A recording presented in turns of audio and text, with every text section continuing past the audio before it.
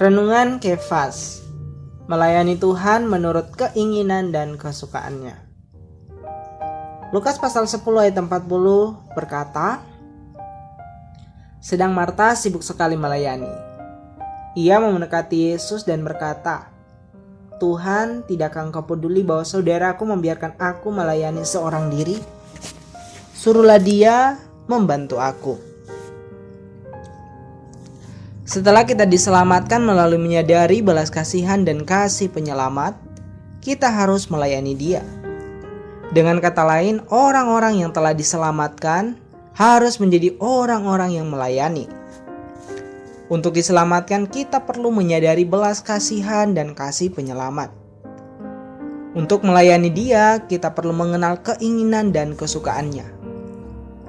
Lukas pasal 10 ayat 38-39 menyinggung Marta dan Maria. Nama Marta mungkin berasal dari bahasa Aram dan berarti ia bersifat memberontak. Bahasa Yunaninya Maria adalah Miriam. Bahasa Ibraninya berarti pemberontakan mereka. Bilangan pasal 12 ayat 1 ayat 10-15. Arti nama Marta dan Maria mengandung pemikiran pemberontakan. Ini mungkin menunjukkan hayat alamiah mereka.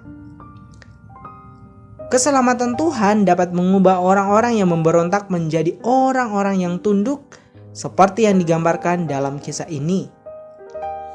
Orang seperti Miriam yang memberontak dalam perjanjian lama menjadi orang seperti Maria yang taat dalam perjanjian baru. Sobat Kefas, Maria mendengarkan firman Tuhan, sedangkan Marta sibuk sekali melayani. Ayat 40. Bahasa Yunani yang diterjemahkan sibuk berarti ditarik ke segala arah. Marta mendekati Yesus dan berkata, Tuhan, tidakkah Engkau peduli bahwa saudaraku membiarkan aku melayani seorang diri? Ayat 40. Tuhan menjawab, Marta, Marta, engkau khawatir dan menyusahkan diri dengan banyak hal. Tetapi hanya satu saja yang perlu. Maria telah memilih bagian terbaik yang tidak akan diambil dari dia.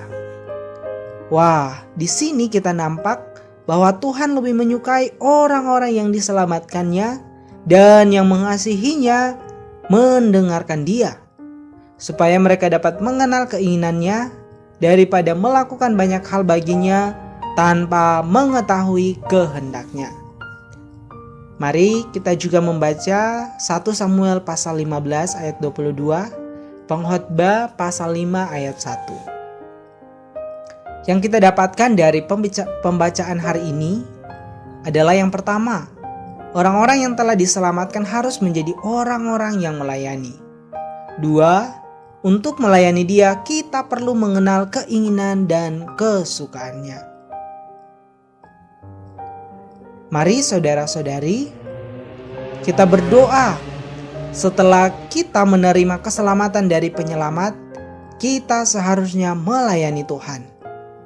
Untuk keselamatan kita perlu menyadari belas kasihan dan kasih penyelamat. Sedangkan untuk pelayanan kita perlu mengetahui keinginan dan kesukaan Tuhan. Puji Tuhan. Tuhan memberkati saudara-saudari.